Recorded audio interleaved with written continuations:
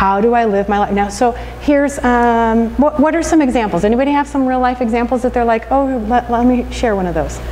I can share one of them with you. I have a close family member who wanted to use me as their sounding board about their frustration with other family members. Anybody ever been a part of that?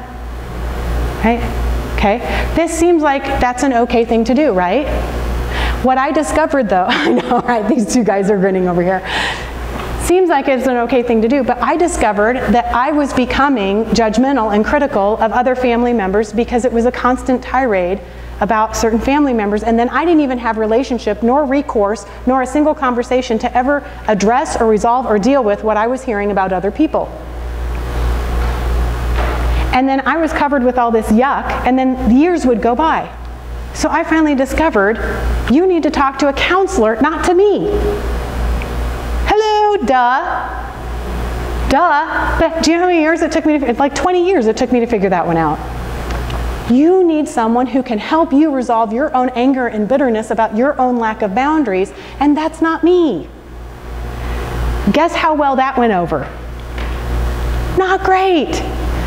You're not loving. You're not listening. You're not a good daughter, friend, family member, aunt. You're not a good whatever, right?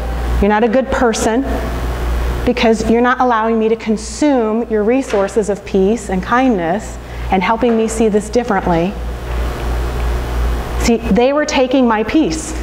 They were taking my joy. They were taking my kindness out of those relationships in inappropriate ways because I now had information that I had no business knowing and no way to respond to.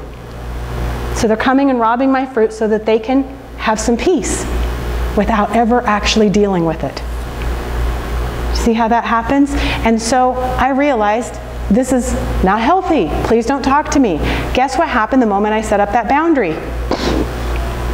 Right? And then the accusations come about what a terrible person I am. And that's what happens every time we set a boundary. When you set a boundary with a consumer, they will blame you. Period. And then you get to move on from there. They either will or won't accept your boundary. I love what they say, why did a codependent cross the road? Because it was a boundary, or because they thought it was a boundary. Right? Okay, sorry, just okay. Is this in church? So, as you start to create healthy boundaries, you start to attract other people who also create healthy boundaries. Because that like attracts like. Healthy boundaries is about knowing yourself and no longer being in denial about the stuff that's coming out of your life and out of your heart and out of your mouth. If you have anger or violence or frustration continually coming out of your life, you find out what happened in my life that the Lord wants to address, because I have no resources left to manage myself, much less any resources to provide to anyone else in my circles. I am constantly consuming everybody else's fruit. Lord, what do you want to heal in my life so that I can become fruit-bearing again? And how can you help me develop the strength to no longer have 50 consumers, because having consumers coming to me for stuff makes me feel good about myself, makes me feel powerful. I know, right? Woo, okay. Anybody have a comment? I hear some comments. Anybody want to? We'll wrap this up.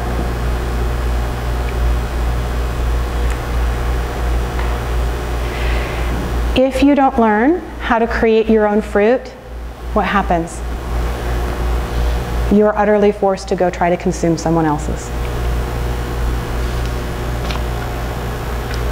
So most of the consumers in your life, and there are some, everybody, we live in this world. We all, at some level or another, will interact with consumers. Some of us have chosen to shut them out of our lives entirely. Creating healthy boundaries with people who've consumed portions of your life that is no longer healthy, it will reestablish love and make relationship possible. So here's what needs to happen.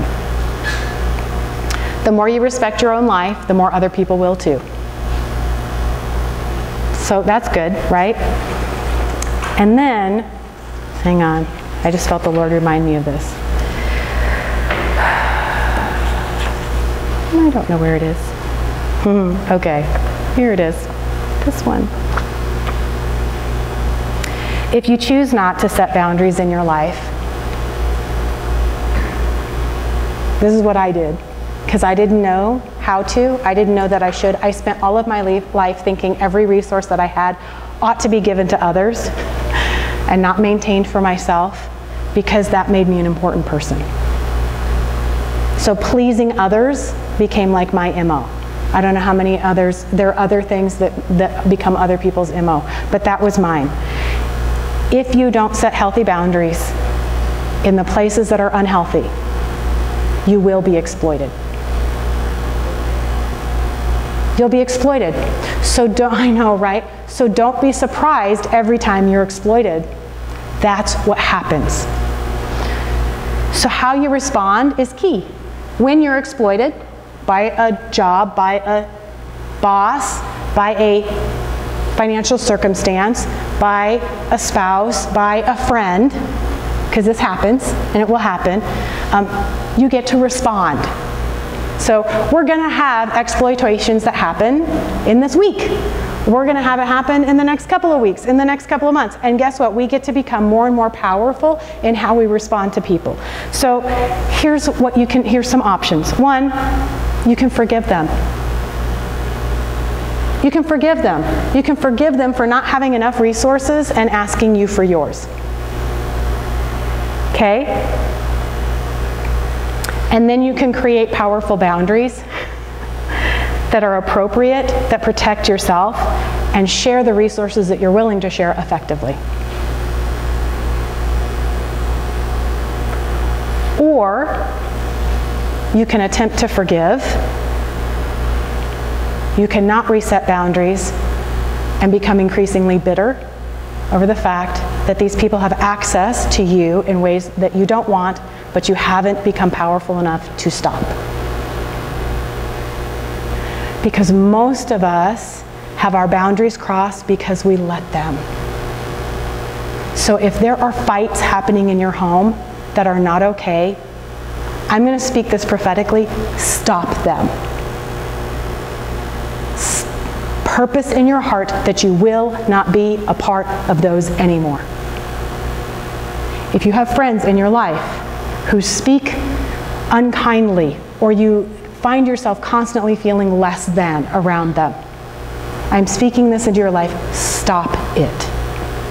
Find the strength to stop those conversations and find yourself being consumed by that negativity, and find ways to set boundaries where you can be in relationship and give the resources that are appropriate. Next week we'll talk about what that actually looks like in real life. What does that look like with family members? What does that look like with colleagues? What does that look like on Facebook? What does that look like? What does that look like? How do we set those boundaries where we actually still can have some resources to give? Because what most of us do is we wait until we're so mad and we're so bitter that we cut off all relationship altogether. And then we go, oh, well, where is that the connection that God really meant for us to have? So this is the way to maintain a level of connection with many people that God really means for us to have relationship with, but maybe in places here or here, and not places here. And there's specific ways that we can do that to shift it. And by the way, it may be with an unhealthy person who's unwilling to accept your boundaries. You still get to find ways to enforce them. That's like the part of growing up and becoming powerful, where God teaches us how to become powerful with unpowerful people who refuse to respect boundaries. Right? Yay! That's a part of, okay. And then this is not about living principles. This is about inviting God and asking the person of wisdom to teach us, what does this mean in this circumstance, in this place? And for today, this is my last piece. And this was super fun. I had this in a conversation with somebody, and I realized the Lord said, and in setting healthy boundaries and healthy relationships, I'm just totally sweating. And I'm like, so I hope that's okay. Heather's cold. She's cold, and I'm sweating. Put her on her flannel shirt or whatever. I don't know what that is. I'm cold. I've been cold all day. You've been cold. I'm so excited. I have no hair. Maybe it's just like the sweating thing. I don't know. Okay. So one of the good things is create the boundary that's appropriate for the consumer. So don't put up a rabbit fence for an elk. And you don't need to put up an elk fence for a rabbit. Put up the appropriate boundary for the appropriate consumer in your life. And tend that boundary like you would tend your child's life. We do things for our kids that we would never do for ourselves. Tend your life like it's your child. Tend it. Care for it. Care for your resources. Care for yourself like you would care for someone else, and that will start to teach you just a little bit about how to self-care. When you set appropriate boundaries, it allows you to treat consumers in your life with love and no longer as your enemy. It changes that dynamic where you finally can engage in a level of relationship, depending on what it is, where that person is no longer your enemy because they're no longer coming in and stealing from your life. Right? See how that shifts it and changes it so you can now have the possibility of something because they're no longer stealing from you continually.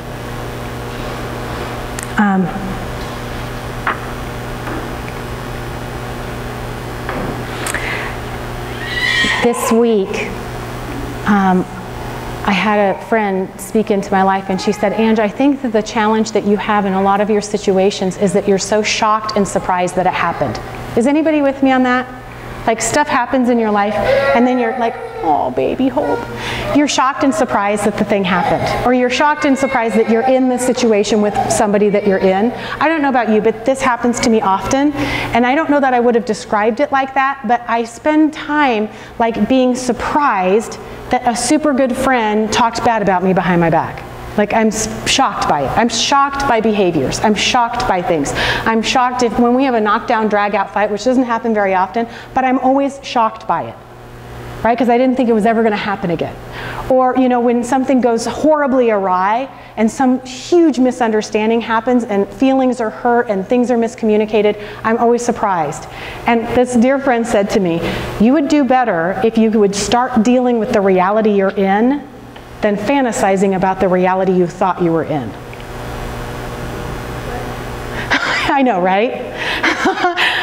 You would do better if you would start dealing with the reality that you're in instead of continually wishing you were in the fantasy you thought you were in. See, I have a fantasy about what our marriage is, and sometimes the reality of the day contradicts the fantasy of what I want it to be. But almost always, I've got it nailed. You pretty much do. I will have to admit, you really are amazing. That's super true. We often have created a fantasy about our friends, about our family, or about our relationships that doesn't match up to the reality that we're living in. Right?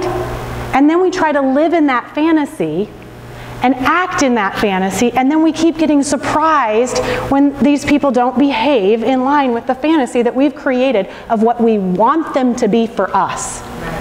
Or what they're portraying with us, too. What? Or what they're trying to portray. Right, what they're trying to portray too. Everyone's trying, you know, so start dealing with the reality you're in, even in regards to yourself. We often find ourselves super unhealthy with unhealthy boundaries. Do you know why? Because a good Christian wouldn't actually set boundaries and say no to somebody. We actually find ourselves super unhealthy because a good wife wouldn't set boundaries and actually demand healthy behavior. Like, we don't like the consequences of setting healthy boundaries because it makes us look bad sometimes. And so we'd rather perpetuate the fantasy of who we want to portray ourselves to be for someone else than actually have goodness flowing out of our lives. It's so wild. So this fantasy about ourselves and this fantasy about other people perpetuates decision making that is out of line with healthiness. Start dealing with the reality of what just happened, instead of trying to create a scenario that excuses it and allows it to keep happening. I don't even know how to end that. So we're going to just take a moment You can pull out a note card, and I just want you to ask the Lord, like, what are you saying to me in this? Because also, we always take all of these situations about health and boundaries back to the Lord and say, what fantasy have you created about the Lord that you find him not matching up to? Because that's the place of bitterness and disappointment and frustration that God wants to speak into and heal and discuss with us. We often have believed things about God but found him to be different than we were taught, right? And then we go, well, what gives? So even that happens in our relationship with the Lord, where he's going, let me start to show you who I really am here, not who you want me to be here. Let me show you who I really want to be for you here. And we've created fantasies about what we think he's going to be and find ourselves utterly, desperately disappointed when he doesn't show up that way.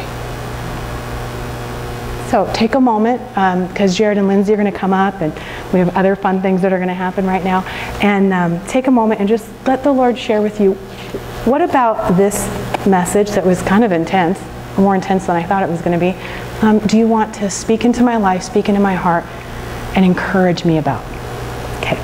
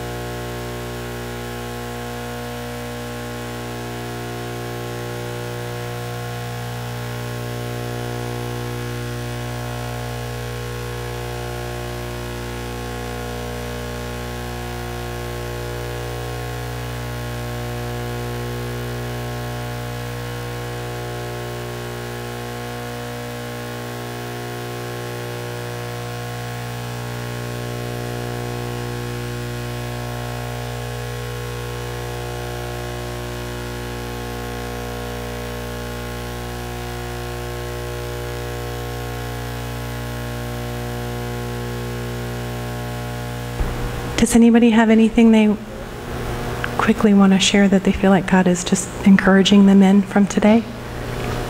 Yeah. Do you mind?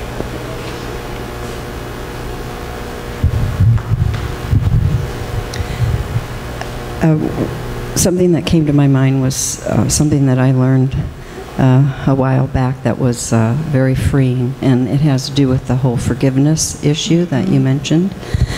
Two scenarios: the forgiveness and set boundaries, the forgiveness and you don't set boundaries. Yep. And I know for me, growing up in the Christian church, it was almost a mindset that was perpetuated that forgiveness meant everything goes back to how it was. Yes. And when I realized that that wasn't the way it was necessarily supposed to be, it was really freeing to realize that I can forgive and it affects my heart, and I can still set those boundaries, saying no, everything doesn't go back to just how it was. And even in the face of that, as a Christian, if you take that stance and someone has that mindset, you'll be attacked as not being forgiving. Right. Forgiving. Which is counter to the very actual concept of forgiveness, is to set it right. Right. It's to set it upright, to set it right, to make the parts aligned properly. Forgiveness is about releasing people of guilt. It's also about setting right. You're so right. I grew up in that same idea, which is you forgive, which means everything stays the same. Yeah, so good. Thanks.